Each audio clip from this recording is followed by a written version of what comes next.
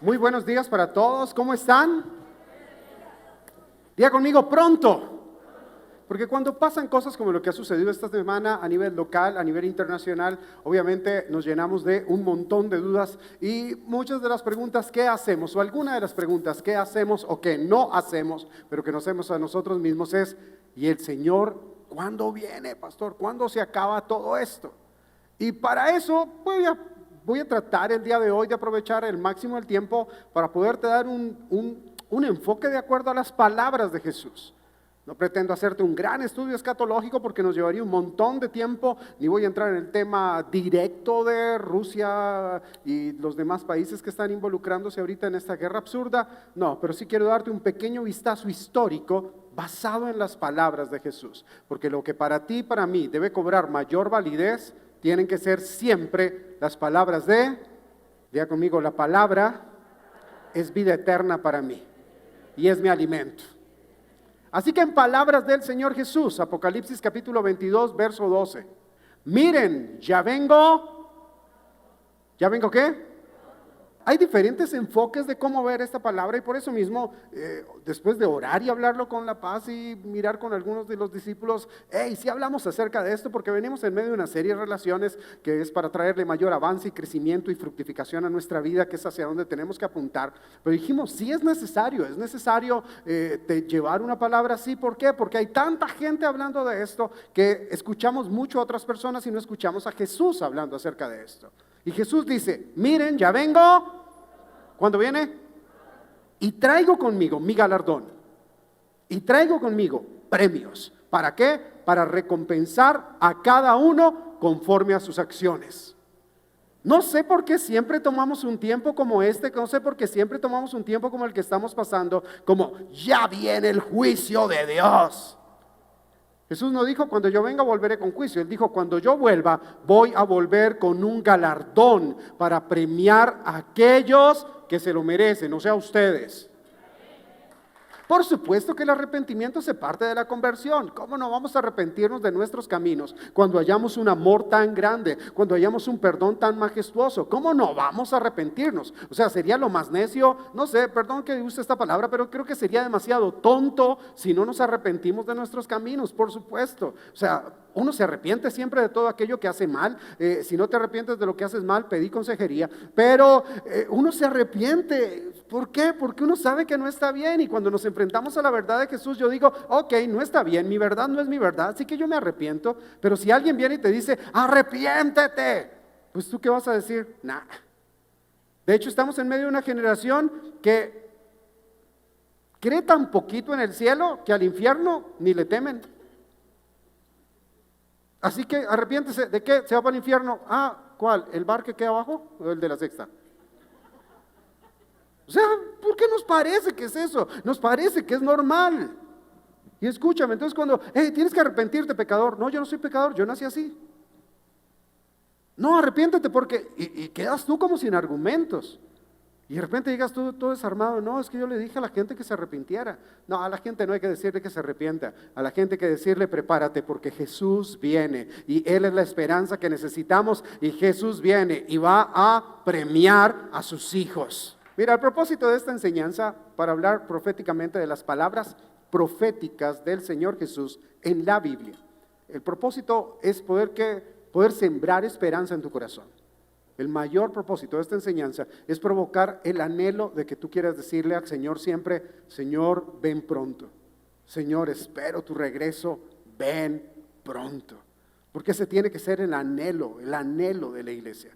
Vamos a estudiar Mateo 24, del 1 al 14, tiene muchos más versículos, pero solamente nos vamos a quedar en este discurso de Jesús. Este es uno de los mejores discursos de Jesús y quizás es el único donde Él aborda el tema profético o escatológico de la historia, del estudio de los acontecimientos por venir en su vida. Así que Mateo 24, versículo 1.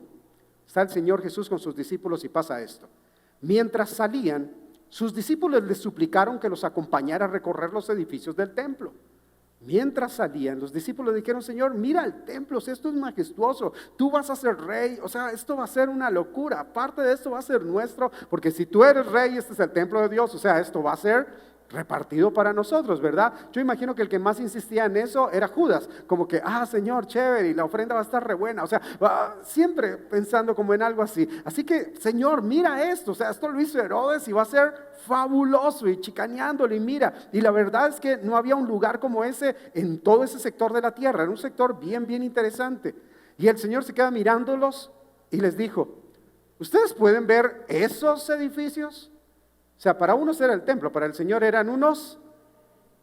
¿Pueden ver esos edificios? Bien, pues todos serán destruidos y no quedará ni una piedra sobre otra. Cuando uno lee esto, y yo trato de ponerme en el papel de los discípulos, ¿verdad? ¿En qué significó para ellos? Para ellos el templo era su orgullo. Era su orgullo nacional. De hecho, había sido el templo su orgullo nacional casi por 10 siglos.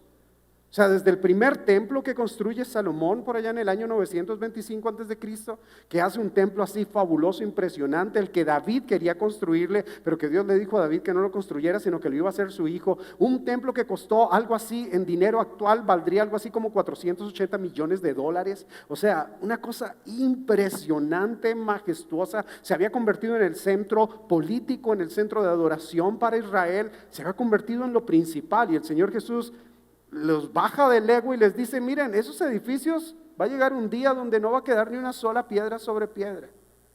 Cuando miramos históricamente, bueno, está el primer templo que fue destruido por el rey Nabucodonosor alrededor del año 587, pero cuando es destruido ya había sido saqueado casi por 100 años, porque desde los egipcios y los asirios y los medos y los persas habían venido y habían invadido una y otra vez y otra vez y otra vez y otra vez hasta Jerusalén, hasta que llega el rey Nabucodonosor, lo saquea y lo hace quemar, incendia la ciudad, tumba las murallas, quema las puertas de la ciudad. O sea, ya había un primer templo que había sido destruido. Históricamente, ya el primer templo había sido destruido. Luego hubo un segundo templo que es reconstruido por Zorobabel en el tiempo de Miqueas, en el tiempo de Malaquías, en el tiempo de Nehemías. Se fue reconstruido por ellos, se reconstruye el templo, luego reconstruyen la ciudad. Eso es alrededor del año 515 después de Cristo. Después de que es construido nuevamente, de nuevo llega una invasión, la invasión de los griegos, más o menos por allá por el año 160 antes de Cristo, llega Antíoco Epífanes y no solamente saquea el templo, sino que lo profana dedicando ese templo a Zeus. Y se vuelve una locura. Los hermanos macabeos entran en guerra, logran reconstruir, vuelven y consagran el templo, pero el templo así bonito, no quedó. Como que, el tapetico está manchado, hay una luz que no prende, ok, pero completico como estaba antes, no. Y como fue glorioso el primer templo, tampoco. Así que ahí entra en escena Herodes el Grande. En el año 19 antes de la era cristiana, antes de Cristo, Herodes el Grande dice, vamos a reconstruir eso, siendo él el gobernador de toda la provincia de Israel, o pues provincia para el Imperio Romano. Él llega y dice, vamos a reconstruir el templo, pero no vamos a hacer cualquier cosa. Vamos a hacer un templo que toda la gente lo vea y lo envidie, que el César vea y diga, wow, esto va a estar increíble este templo. Así que se hace el templo de un edificio más o menos de unos 9 pisos de alto, construye alrededor del templo otros 8 a 9 edificios según los historiadores, y queda una cosa majestuosa, una ciudadela de adoración. Ahí sí se convierte en el lugar político, todo majestuoso. Eso era realmente impresionante en el tiempo antiguo. Lo hizo tan lujoso y con tanto oro que en el año 70 de la era cristiana, antes de que fuera el emperador Tito, era el comandante uno de los comandantes del ejército romano, sitia la ciudad de Jerusalén y en un solo año destruye la ciudad y por ende destruye aquel majestuoso templo del cual los discípulos le dijeron al Señor, mira, esto es wow. Y el Señor dijo, sí, pero no va a quedar piedra sobre piedra. Incendiaron la ciudad. ¿Y fue el incendio lo que destruyó las piedras? No. El oro, era tal la riqueza que había que el oro se derritió a causa del calor del incendio y el oro quedó metido en las rendijas entre las piedras, entre las juntas de las piedras quedó el oro allí metido. Así que los soldados romanos, para poder extraer el oro de ese lugar, tuvieron que derrumbar piedra tras piedra y no quedó piedra sobre piedra de aquel lugar. Lo que hoy conocemos como el Muro de los Lamentos, que lo hemos podido ver en fotos, o si has tenido la fortuna de ir a Israel, pues está el templo que es el muro occidental, no del templo, es el muro occidental de la ciudadela donde estaba el templo. No es del templo. Si hubiese sido del templo, pues entonces el Señor Jesús hubiese mentido. Pero Él dijo, no quedará piedra sobre piedra. Y lo que Él dijo se cumplió. Eso le da validez a lo que en los versículos siguientes el Señor habla respecto a su venida. Y se van callados del monte del templo al monte de los olivos, que queda frente al monte del templo. El monte de los olivos no lo vemos generalmente en fotos, pero si vemos el monte del templo, que es donde está la cúpula de Alcázar, ese lugar ahí, que no es una mezquita propiamente, pero es considerado como eso hoy en día. Bueno, eso es otro montón de historia más que no quiero entrar en ella, pero ese es el monte del templo y la foto siempre la toman del monte de los olivos. Así que van al monte de los olivos, se sientan y el Señor comienza el gran discurso del monte de los olivos. Y comienza así, Mateo 24, verso 3. Una vez sentados en las laderas del monte de los olivos, los discípulos le preguntaron, ¿qué acontecimientos indicarán la cercanía de tu regreso y el fin del mundo? ¿Qué va a pasar cuando tú vayas a regresar? ¿Y qué nos va a marcar que este mundo se va a acabar? Y el Señor Jesús les responde, no dejen que nadie los engañe.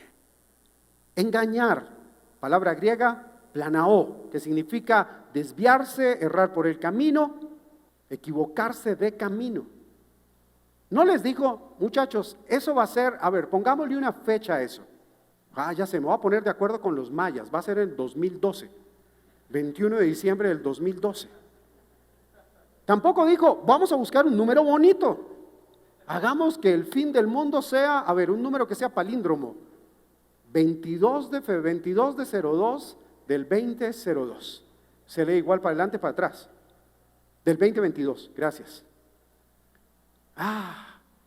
Hoy estamos ya paila. Nadie sabe la fecha ni la hora. Nadie, por más doctorado que tenga, te va a poder decir la fecha o la hora, ni siquiera aproximada. Si el Señor Jesús hubiese dicho, es tal fecha, va a ser, no sé, en el año 2300, ¿para qué estamos en la iglesia?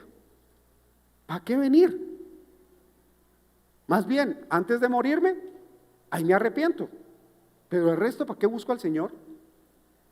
Porque es que somos así, ¿verdad? O sea, somos de los que el recibo nos llega el día primero para pagar el 15 y lo pagamos el 16.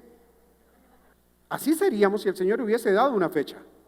Pero el Señor dijo, no dejen que nadie fecha no hay. Y entonces, ¿por qué no quiso dar el Señor Jesús una fecha? Bueno, sencillamente, te lo voy a decir así, para que el anhelo de cada generación sea poder encontrarse con su Señor. Primera de Tesalonicenses 4, del 14 al 18. Y escúchame, el apóstol Pablo es el súper cristiano de todos los tiempos. O sea, él ha hecho más que todos los cristianos del mundo juntos, ganando toda Asia para el Señor, viajando todos los días, yéndole a predicar y predicándole a 2 emperadores y que uno lo matara, pero le predicó, o sea, el súper cristiano de todos. Y él pensaba que él iba a ver con sus ojos antes de morir al Señor Jesús. Dice así, si creemos que Jesús murió y después resucitó, entonces también debemos creer que Dios resucitará con Jesús a los que murieron creyendo en Él. ¿Hay alguien aquí que cree en Jesús? Vamos a resucitar, ¿ok? Pastor, y si uno va y le hacen la cremación en lugar de que lo entierren en tierra o algo así, ¿de dónde saca, Señor, el ADN? Del mismo lugar de donde lo formó, no te preocupes, ¿sí? Y si se le pierde tu ADN, pues dile al Señor que te haga más bonito, ¿ok? Pero el ADN eso no es problema para el Señor resucitarte, ¿ok? Así que nos metamos en ese lío. Verso 15, de acuerdo con lo que el Señor nos enseñó, nosotros les aseguramos que los que estemos vivos cuando el Señor regrese, no nos adelantaremos a los que ya estén muertos. Si hay alguien que tenía todos los títulos, era Pablo, el doctor de los doctores. Y él mismo decía, no nos vamos a adelantar, tranquilos, ustedes van a morir, pero nosotros lo veremos con nuestros ojos. Verso 16, el Señor mismo bajará del cielo con voz de mando, con voz de arcángel y con trompeta de Dios. Y los que murieron creyendo en Él serán los que resuciten primero. Luego los que estemos vivos en ese momento seremos llevados junto con ellos en las nubes para reunirnos con el Señor en el aire, y así estaremos con el Señor para siempre. ¿Cómo estaremos con el Señor? Así estaremos con Él para siempre. Lo que más me gusta es el verso 18. Esto es el arrebatamiento o el rapto, pero no vamos a hablar hoy de arrebatamiento ni rapto, esos son como 2 semestres de universidad, así que dejémoslo ahí. Pero lo que me gusta es el verso 18. Por eso, anímense unos a otros con estas palabras. ¿Por eso qué? O condénense. La palabra del Señor siempre infundirá ánimo y aliento a nuestra vida. Antes de traer juicio o condenación, la palabra siempre va a traer ánimo a nuestra vida. Como lo he dicho en otras ocasiones, no sé qué daño le hicimos a veces nosotros mismos desde la iglesia, pastores, predicadores, le hicimos daño a la gente, y hay gente que solo tiene un lenguaje de condenación para otros. Y honestamente no me cansaré de pedir perdón a nombre propio y a nombre de la iglesia si les enseñamos mal y llenamos su corazón de condenación en lugar de ánimo. Porque la verdad del evangelio son buenas noticias, son noticias de salvación, son noticias de vida para todo aquel que esté muerto, son noticias de alegría para aquel que esté triste, son noticias de salud para el que está enfermo, son noticias de bendición, no de otra cosa. Muchos vendrán diciendo que son el Mesías y engañarán a un gran número. Venga, ¿cómo es posible que haya gente que crea en este tiempo, o sea, que diga en este tiempo que ellos son el Señor Jesús? Pero lo peor de todo es cómo es posible que haya gente que les crea. O sea, hace poco alguien me contó, pastor, no, es que tengo un familiar que conoce al Señor Jesús encarnado que vive en Ibagué. Y él tiene la revelación de Jesús para el último tiempo. Y hay gente que le cree, o sea, cada loco que crea su cosa, pero que otros le crean, eso es lo que lo hace más complicado para mí. Ahora, sin ir más lejos, un caso que pues no está aquí en Fusa, entonces por eso puedo hablar sin problema de ese caso, además lo conocimos un poquito de cerca, porque empezó por allá en los 90s. José Luis de Jesús Miranda, fundador del movimiento sectario Creciendo en Gracia. Comienza su movimiento sectario, una locura donde tranquilos, el Señor ya se llevó el pecado del mundo, ustedes pueden pecar, que tranquilos, su cuerpo, eso se va para corrupción, pero su espíritu se va con el Señor, tranquilos, porque esa es la gracia del Señor. Y la gente comenzó, algunos de los que seguían su secta, pues felices pecando. Luego de eso este señor se enloquece un poquito, en el 98 él dice, la verdad les voy a contar algo, él dice, no estoy diciendo yo, él dice, yo soy la encarnación de Pablo. O sea, como que el apóstol Pablo reencarnó en él. Pero reencarnó no soltero, sino que el hombre le gustaba como que ser patriarca, entonces no tenía una señora, sino muchas. Y él era el gran patriarca. O sea, era una cosa loca. De paso te lo digo así, todo movimiento sectario siempre te dirá que el líder de esa secta es el que te da el poder. O sea, el día que en la iglesia, que espero nunca llegar allá, pero el día que en la iglesia el pastor David diga, un momentico, tú no puedes hacer eso porque yo no te he autorizado, mira, ¿sabes qué? Denúnciame, ¿ok? En serio, denuncie y váyase. Porque el día que uno diga que uno tiene el poder hasta para que otra persona ore por otros, estoy poniéndome por encima de Jesús, escúchame. Y Jesús en Marcos 16 dijo, y estas señales seguirán a los que creen. Por eso aquí creemos en el sacerdocio universal de los creyentes, instaurado por Jesús en Marcos capítulo 16 y en Mateo capítulo 28. Eso es un asunto de Jesús, eso es un asunto nuestro. Pero todo movimiento sectario siempre te va a decir, los salvos son los de aquí, los demás no. O sea, no trates con gente de otras iglesias porque esa gente no es salva, solo los que vienen aquí. Eso es un movimiento sectario, para que lo entiendas así. En 2005, este hombre se enloquece más. Y no solamente ya dice que es el apóstol Pablo, sino él dice que es Jesucristo hombre. Y comienza a hacer una cantidad de locuras que aquellos que conocimos del Evangelio en ese tiempo sabemos de las locuras que hizo. Hasta dijo, no, eso del 666 no, y miren, y se tatuó el 666 y hizo que un poco de gente que lo seguía a él en su movimiento se tatuaran el 666, ¿verdad? Y que todos, y que vamos a hacer, y viene y se juntó con los mayas y entonces dijo, en el 2012 vengo con todo mi reino, y mentiras, porque llegó el 2013 y no pasó nada. Más bien, a mediados de 2013, este hombre muere a causa de una cirrosis hepática. Bueno, normal, murió como cualquiera, ¿verdad? No le vamos a poner condenación de que eso murió porque metió con el Señor Jesús y el Señor le mandó una enfermedad. No me meta con ese cuento, ¿ok? Buenas nuevas, evangelio, buenas noticias, ¿ok? El que pagó el precio por tu sanidad no va a pagar el precio por tu... no, te enfermo para después sanarte, para convencerte. No, el Señor no juega eso. ¿Ok? Entonces no nos metamos en eso. Y quiero ser un poco claro, y perdón si lo dijo un poco fuerte, pero es la verdad. Del Señor Jesús no vamos a hablar así. ¿Ok? Del Señor Jesús no vamos a hablar así. Que cada quien cosecha lo que siembra es diferente. Porque después de que este hombre muere, quedan los 3 directores principales del movimiento y se convierten en ángeles. Y la última señora, la más reciente que él tenía en ese tiempo, que se llamaba Lisbeth García, se cambió el nombre primero a Melquisedec García y ahora es el ángel Melquisedec. Y después de eso salió con el cuento de que Cristo es una mujer y que ella es Cristo y que el apóstol se murió, que el señor se murió, José Luis de Jesús Miranda se murió porque había tomado el papel que le correspondía a ella. Una cosa loquísima. ¿Y saben qué es lo peor? Todavía hay gente que les cree. Ya para entrar un poco más en el tema que nos compete de esta semana. Verso 6. Cuando oigan rumores de guerras, no crean que ya están señalando mi retorno. Es que esta guerra es el reloj profético que detona, no sé. El Señor Jesús que dijo, cuando oigan rumores de guerra, no crean. Sigue diciendo el Señor Jesús, habrá rumores y habrá guerra, pero todavía no será el fin.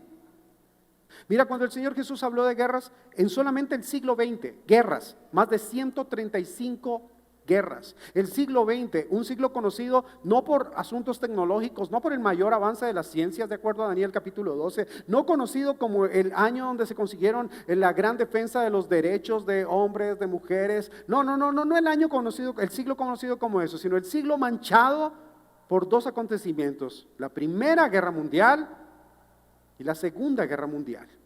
La Primera Guerra Mundial, la guerra más ruidosa de la historia.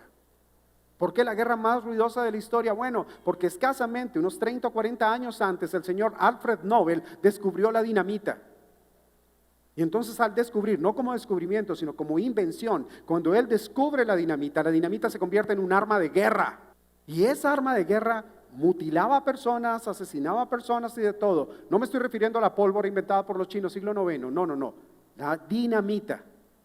Hoy en día vemos y decimos, los premios Nobel, qué chévere, y la persona se gana $1 millón por el premio Nobel, ay, qué chévere, sí, qué bueno, pero ese dinero sale de los derechos de regalías del invento de un instrumento de muerte.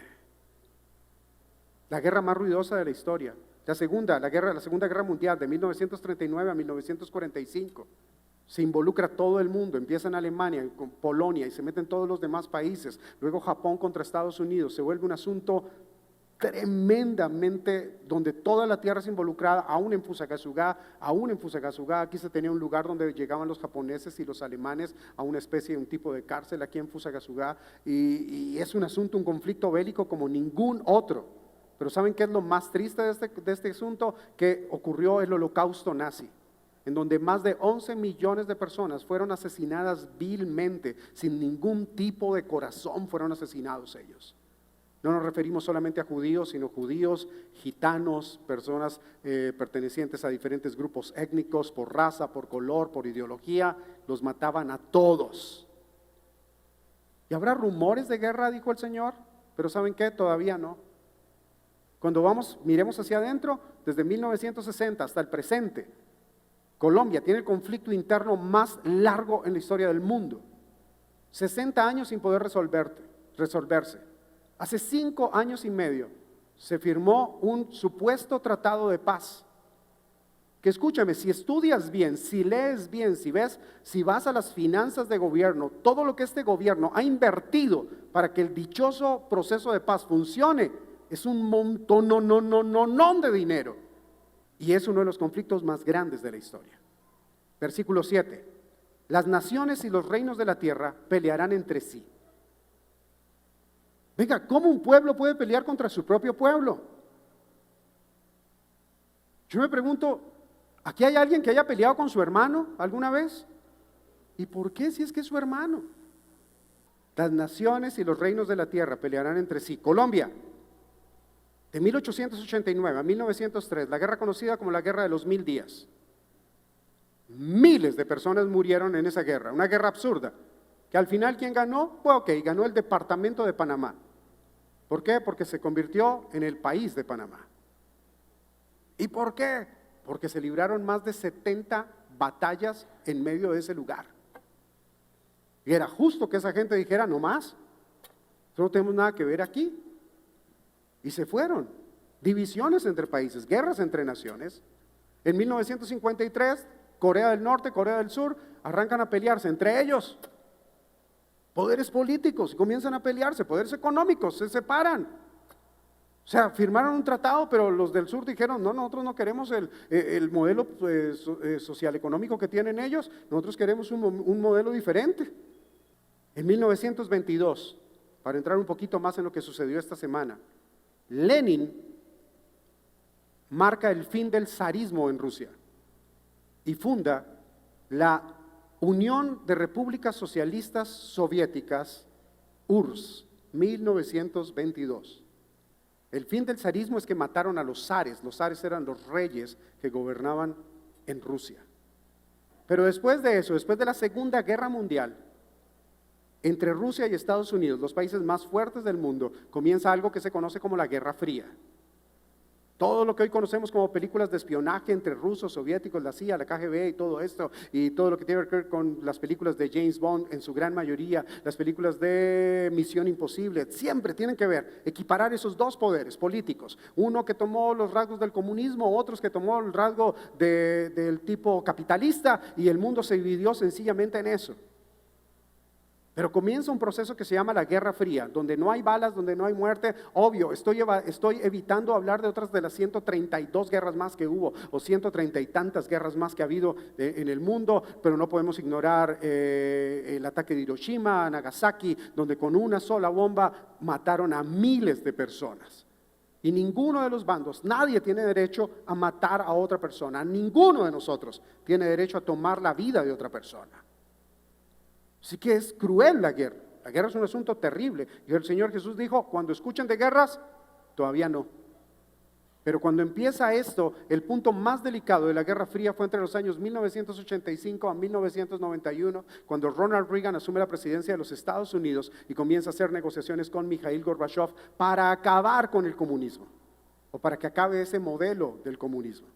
Finalmente, en 1991 se da el fin del comunismo y algunas naciones que pertenecían a ese bloque, a ese gran bloque de la Unión de Repúblicas Socialistas, se independizan. 14 naciones de ellas, entre ellas Ucrania, Bielorrusia, Armenia, Azerbaiyán, Kazajistán, Lituania, Letonia, Georgia y otros países, o Georgia y otros países que también terminan en tan y en pan y en todo lo demás.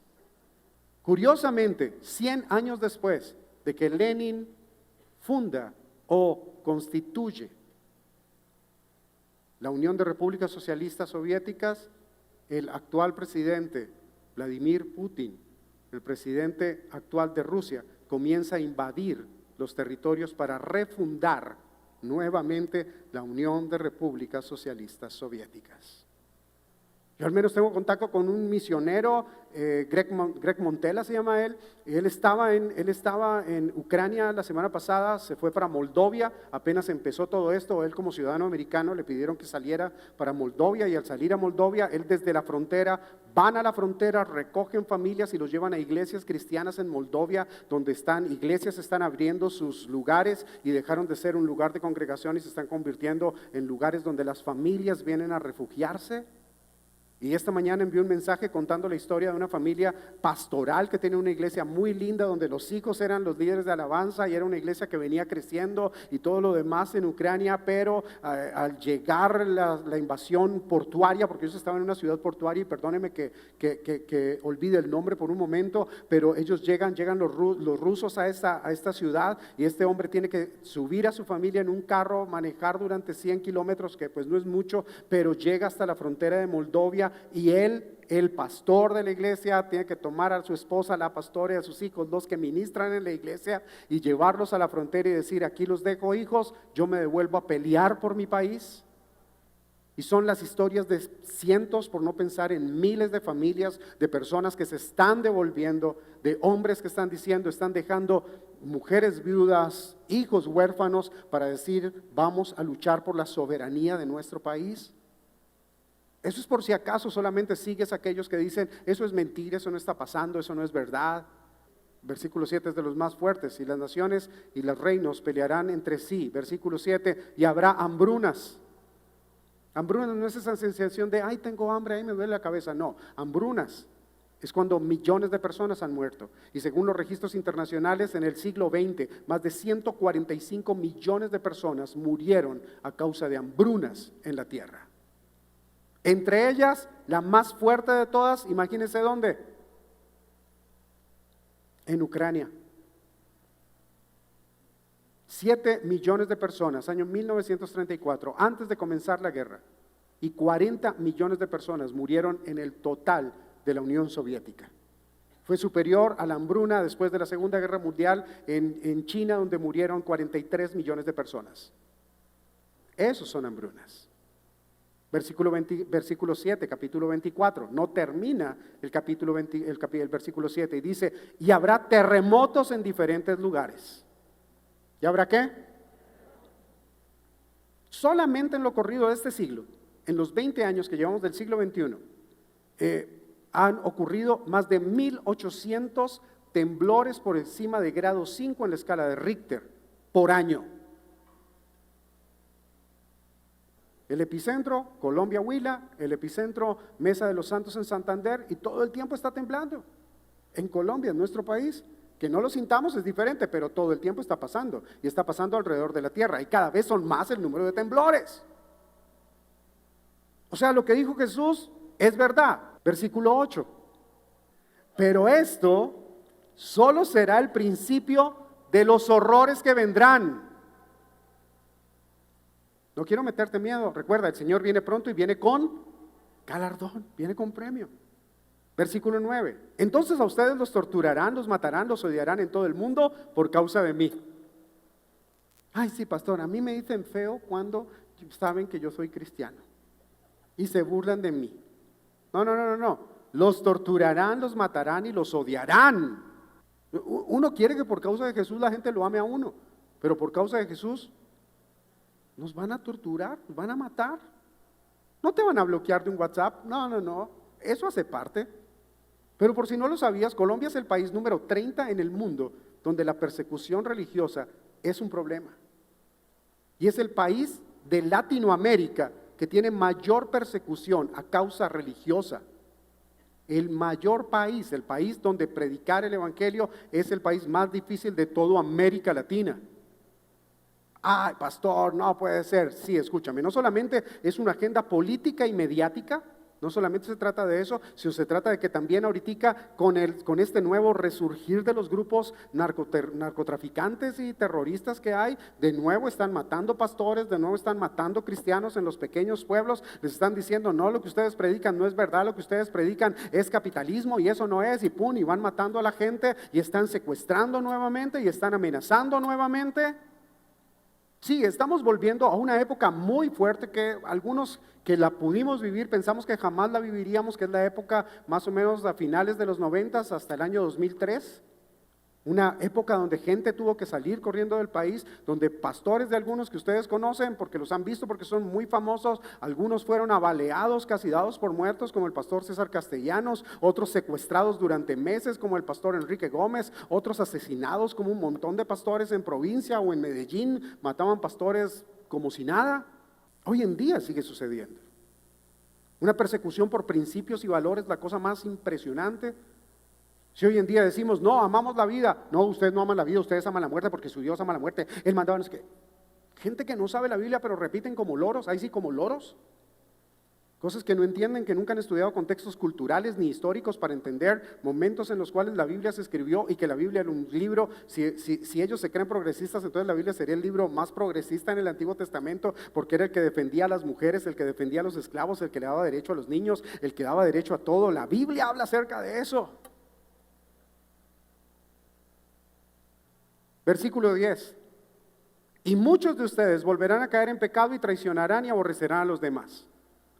En estadísticas dicen, estudio de iglesias, dicen que más de un 60% de la iglesia en el mundo dejó de venir a la iglesia, de asistir a la iglesia, de creer en Dios después de la pandemia, durante y después de la pandemia. 60%, mis amados. Pastor, pero la iglesia se ve llena, sí, pero antes tenemos como 100 sillas guardadas y teníamos los servicios de la mañana llenos, con 100 sillas más. Y a veces teníamos que traer más sillas. Y cuando hacíamos eventos, rentábamos 150 sillas más en la iglesia. Así que personas sí se han perdido. Ten cuidado, porque una de las trampas que puedes sentir en tu corazón es, no, yo ya no quiero servir, no, yo no siento servir en este tiempo. No, por ahí te empiezas a enfriar, no, ¿sabes qué? No, es que no quiero servir, es que este tiempo no quiero liderar. Mira, el Señor viene. Muchos falsos profetas se levantarán y engañarán a muchas personas. Habrá tanto pecado y maldad que el amor de muchos se enfriará. Ah, claro, pastor, es por el pecado que hay reinante en el aire que ya no quiero a mi esposo. Es por ese pecado que hay en el aire que ya no quiero a mi esposa. No se confunda, porque el pecado de los demás no enfría tu corazón. Cuando la Biblia habla acerca de esto, habla acerca de la manera en cómo hemos permitido que a lo bueno se llame malo y a lo malo se llame bueno. Y voy a lo que sucedió esta semana en el país. ¿Cómo es posible que 5 doctores pelagatos digan que se puede asesinar a un bebé en el vientre? Y que 5 tomen la opinión sobre más de 50 millones de personas en el país. Creo que perdimos como generación hace 30 años atrás escuchar mensajes del Señor viene pronto, no estudies, no envíes a tus hijos a la universidad, no te prepares, no hagas doctorados, no hagas maestrías porque el Señor viene pronto. Y entonces nos quedamos esperando que viniera pronto, y mientras nosotros nos quedamos quietos, otros se prepararon, otros estudiaron, otros les enseñaron a nuestros hijos y otros están ocupando los lugares que hijos de Dios deberíamos estar ocupando en este momento. Sí, nos dijeron no lo hagas y nos quedamos callados. Y dimos lugar para que otros hicieran y hoy estén tomando decisiones por nosotros. Pero detrás del aborto hay una persona que no le enseñaron los valores suficientes, no le enseñaron a amar la vida como debía amarla. Porque es triste ver cómo muchas veces esas personas que piensan en el aborto son hijos de mamás que dieron el máximo esfuerzo para sacarlos adelante. O de papá y mamá que sin tener nada se quitaron el pan de su boca para que sus hijos salieran adelante, como para que ahora sus hijos piensen en no amar la vida. Pastor, pero es que en todo lado dicen que es normal. Escúchame, pueden decir que sea normal y no es una función solamente de la iglesia. Eso es un papel de la familia, porque es en la familia donde tenemos que volver a enseñar valores. Está bien si hoy salimos y marchamos y vamos a la plaza de 2 a 3 y ahí vamos a estar orando y todo, está bien que hagamos presencia, no digo que no, pero ¿saben qué? Eso debimos hacerlo muchos años antes y tenemos que hacerlo si queremos prever y cambiar el futuro. Porque si queremos cambiar el futuro, tenemos que enseñar a nuestros hijos que deben estudiar, que vayan a la universidad y se preparen, que sean los mejores en lo que hacen. ¿Por qué? Porque nuestro silencio, al menos a nosotros, a nuestra generación, nuestro silencio nos hizo cómplices de que hoy 5 doctores en derecho decidan por todos los demás. Eso no te exime a ti de enseñarle a tus hijos valores. ¿Sabes qué les vamos a enseñar a los niños en Casa Kids de ahora en adelante?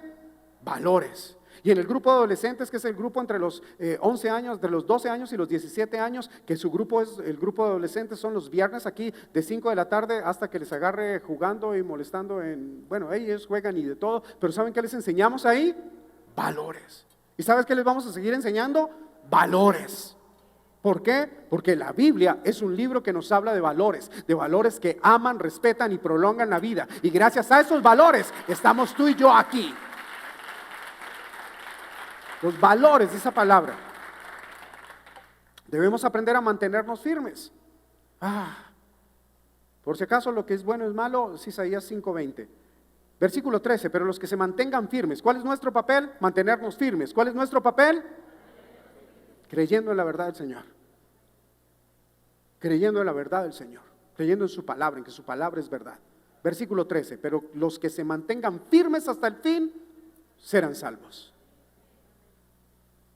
Yo sé, y voy a predicar siempre esto, lo que la Biblia dice: la salvación es un regalo de Dios.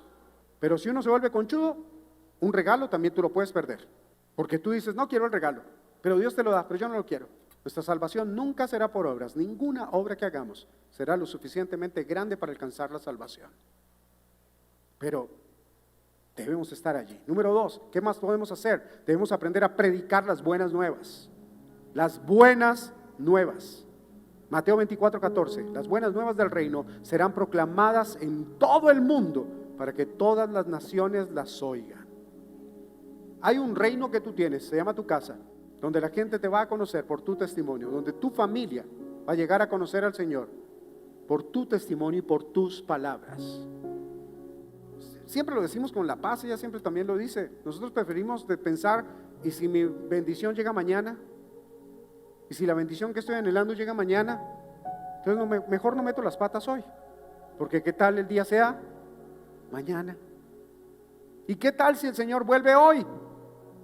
Pues yo prefiero que vuelva hoy y me encuentre predicando en la iglesia, a que me encuentre viendo la Fórmula 1 o un partido de fútbol, o a que me encuentre yéndome de paseíto. Y no tiene nada malo quedarse viendo un partido ni nada de eso, no estoy diciendo eso, pero prefiero que el Señor me encuentre en su casa, adorándolo, buscándolo. Prefiero que el Señor me encuentre en un grupo de vida. Si tienes grupo de vida, si ya terminaste la academia, es preferible que el Señor te encuentre en tu grupo de vida, predicándole a otros, enseñándole a otros, a que te encuentre por ahí haciendo cualquier otra bobada.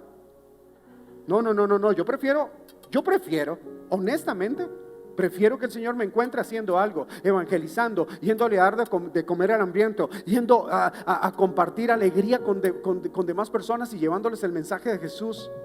Si el Señor me va a encontrar, prefiero que el Señor me encuentre haciendo lo que debo hacer. Pero que el Señor te encuentre a ti diciendo, ok, tú me pediste que bendijera tu emprendimiento. ¿Dónde está la empresa? No, señor, era un emprendimiento. No, señor, un emprendimiento es la semilla para una gran empresa. Que ese negocio sea un lugar de bendición, no para ti, sino para muchas familias. Que el Señor te encuentre haciendo lo que tienes que hacer. Esa es nuestra función, porque el evangelio se predica a través de la excelencia. El evangelio se predica a través de ¿qué? Y solo entonces, mira lo que dice, y solo entonces vendrá el fin. Yo creo que pandemia fue lo mejor que le pasó a la iglesia, porque las buenas nuevas del reino serán proclamadas en todo el mundo. Hoy día hay más videos de YouTube, de predicaciones en YouTube, que de cualquier otro tema. Y está bien, hay predicaciones buenísimas de pastores que predican súper bien, ¿verdad? Y hay otras como las mías, pero no importa, ahí estamos todos. Y me encanta ver todavía pastores así, que uno los ve que los está ayudando los nietos, ¿sí? Y que comienzan, abuelito ya, ¿sí? Y ya están ahí, y me encanta ver y entrar y ver y darles like y apoyarlos y enviarles estrellas, aunque no sé si puedan sacarlas, pero me encanta, sí, porque es complicado, pero me encanta verlos haciendo eso. Porque es gente que se esfuerza y da lo mejor y dan su palabra para 2, 3, 5 o 1000 personas o 1,000,000 de personas que se les conecten a sus transmisiones, pero dan lo mejor de ellos y el evangelio va corriendo y nada nos va a callar, porque vamos a predicar en todo el mundo que hay una esperanza, y esa esperanza es Jesús. Él es la esperanza. Y termino con esto, ¿sabes qué? Tenemos que aprender a esperar con ganas. Segunda de Pedro 3:13 dice, pero según sus promesas, ¿según sus qué? Nosotros esperamos un cielo nuevo y una tierra nueva, donde reinará por fin la justicia. El Señor Jesús, cuando enseñó el Padre Nuestro, dijo, y ustedes deben orar así: venga tu reino. ¿Venga qué? Venga tu reino, o sea, aquí mandas tú, que se haga tu voluntad aquí en la tierra como se hace en el cielo, aquí mandas tú. Y cuando tú oras eso en tu casa, tú le estás diciendo: Señor Jesús, aquí mandas tú, el Señor Jesús, y venga a tu reino. Y cuando tus hijos te pregunten sobre valores, tú les vas a decir: pues venga y miramos qué es lo que dice el dueño de todo. Ven y miramos qué es lo que el Señor tiene que decir acerca de sexualidad, acerca de matrimonio, acerca de honra, acerca de vida. Ven, lo miramos. ¿Es un libro viejo? No es un libro viejo. Es una palabra que está viva y sigue transformando vidas. Si no, pregúntale al que tienes al lado tuyo. Esa palabra ha transformado al que está al lado tuyo. Y esta palabra está viva, es eficaz. Y esta palabra va a cambiar la historia. Amén.